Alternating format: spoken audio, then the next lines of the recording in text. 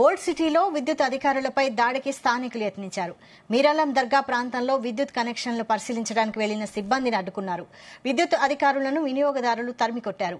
నెలల తరబడి విద్యుత్ బిల్లులు చెల్లించకపోవడంతో కనెక్షన్లు తొలగించడానికి విద్యుత్ సిబ్బంది వెళ్లారు.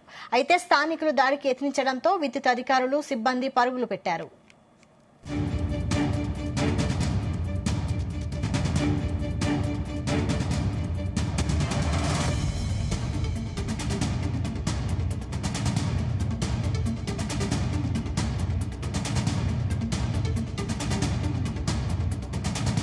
ఓల్డ్ సిటీలో విద్యుత్ అధికారులపై దాడికి స్థానికులు యత్నించారు.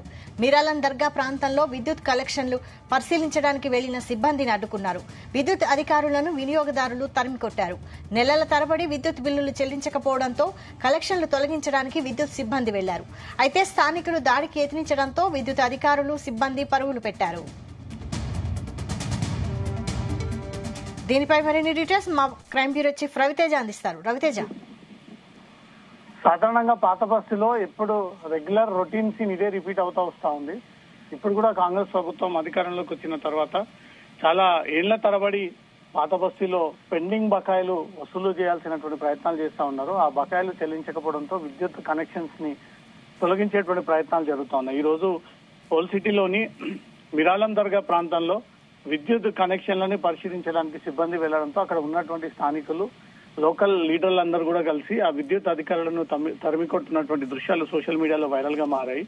నెలల తరబడి విద్యుత్ బిల్లులు చెల్లించకపోవడంతో కలెక్షన్లని తొలగించడానికి వెళ్లిన విద్యుత్ సిబ్బందిని స్థానికులు దాడి ప్రయత్నించడంతో విద్యుత్ అధికారులు అక్కడి నుంచి కూడా పరుగులు తీస్తూ తమ ప్రాణాలని అరచేతిలో పెట్టుకుని అక్కడి నుంచి బయటపడేటటువంటి సిచ్యువేషన్ నెలకొంది.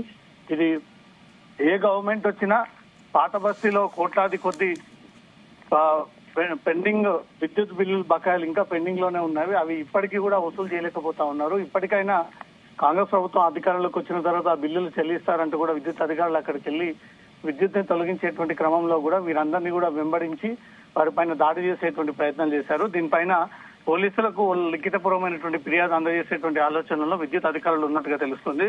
పోలీసులకు ఫిర్యాదు అందితే మాత్రం ఎవరెవరు వారిపై దాడి చేసేటువంటి ప్రయత్నాలు చేశారు, ఎందుకు ప్రతిసారి విద్యుత్ అధికారుల పైన టార్గెట్ గా చేసుకుని ఈ దాడులు కొనసాగిస్తా ఉన్నారు అనే దానిపై కూడా కేసు నమోదు చేసుకుని దర్యాప్తు ప్రారంభించేటువంటి ఆలోచన ఉన్నట్టుగా తెలుస్తుంది. వైశాలి, అసలు స్థానికులు విద్యుత్ బిల్లులు చెల్లించకపోవడానికి కారణాలేంటి? ఎవరైనా ప్రోత్సహిస్తున్నారా బిల్లులు కట్టొద్దని? ఎక్కడైనా ప్రతిసారి గవర్నమెంట్ పథకాలన్నిటిపై కూడా ఇచ్చిపుచ్చుకోవడం అది సాధారణంగా రొటీన్ ప్రాసెస్ లో భాగంగా జరుగుతూ ఉంటుంది. పాత బస్తీలో మాత్రం ఇష్టానుసారంగా అనుమతి లేనటువంటి ఇళ్లకు, అనుమతి లేనటువంటి ఈ భవనాలకు ఎట్టి పరిస్థితుల్లో బిల్లు శాంక్షన్ అయ్యేటువంటి అవకాశం ఉండదు. కాబట్టి దొంగ కరెంటును ఉపయోగించుకొని దొంగ కనెక్షన్ల ద్వారా ఇన్ని రోజుల పాటు వీళ్ళు విద్యుత్ సరఫరాని కొనసాగించుకున్నారు.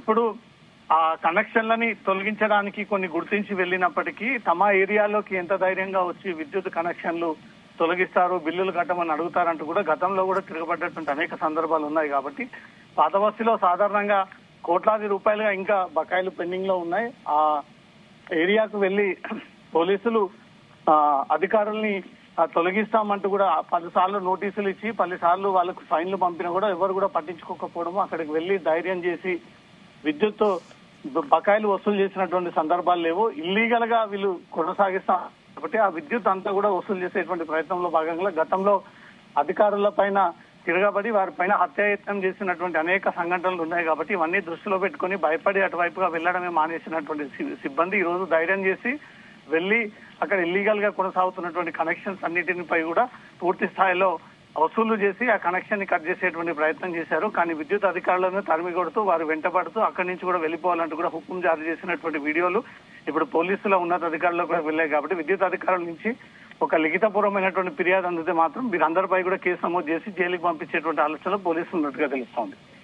అసలు ఇప్పటి వరకు స్థానిక ఎమ్మెల్యే గానీ ఎంపీ గానీ ఈ విషయం గురించి పట్టించుకోలేదా?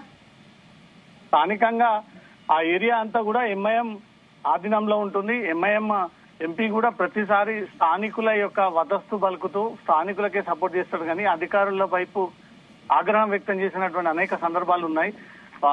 పోలీస్ అధికారులు కానీ, విద్యుత్ అధికారులు కానీ, వాటర్ డిపార్ట్మెంట్ అధికారులు కానీ, ఏ శాఖకు చెందినటువంటి అధికారులని ఎప్పుడు పాత బస్తీ ఏ విషయంలో వెళ్ళినా వారిపై తిరగబడండి, వారిపై దాడి చేయండి అంటే ఆదేశాలు ఇస్తారే తప్ప రాజకీయ నాయకులు ఎక్కడ కూడా అధికారుల పట్ల అలా వ్యవహరించకూడదు అంటూ కూడా కాపాడినటువంటి లేవు. ఇప్పుడు కూడా ఈ ఘటన సంబంధించి ఎంఐఎం ఘాటుగానే స్పందిస్తుందే తప్ప సరైనటువంటి పనే చేశారు, సరైనటువంటి చర్యలే తీసుకున్నారు. మన ప్రాంతంలోకి ఏ రకంగా వీళ్ళు విద్యుత్ వసూళ్ల కోసం వస్తారు అనే దానిపై కూడా గతంలో కూడా అనేక సార్లు విమర్శలు చేశారు. కాబట్టి ఇప్పుడు విరాళం ధరగా జరిగినటువంటి ఇష్యూలో కూడా ఎంఐఎం అధికారులకు సపోర్ట్ చేయకుండా ఈ దాడి చేసినటువంటి వ్యక్తులని సపోర్ట్ చేస్తూ వారిపైన కేసు నమోదు చేస్తే ఊరుకునే లేదు అంటూ కూడా మళ్ళీ తిరిగి పోలీసులు హెచ్చరించేటువంటి అవకాశం ఉంది. కాబట్టి ప్రతిసారి జరిగేటువంటి తతంగంలో భాగంగానే ఈసారి కొంచెం ఒక స్టెప్ ముందుకు తీసుకొని ఏకంగా వాళ్ళని తరిమి కొడుతూ వారు భయభ్రాంతులకు గురి చేస్తూ మరోసారి తమ ప్రాంతానికి రాకూడదు అని భయపెట్టినటువంటి సిచ్యువేషన్ ఏర్పడింది. కాబట్టి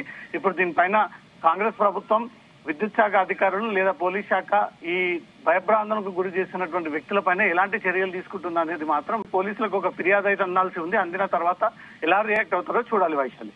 రైట్, థ్యాంక్ యూ రవితేజ.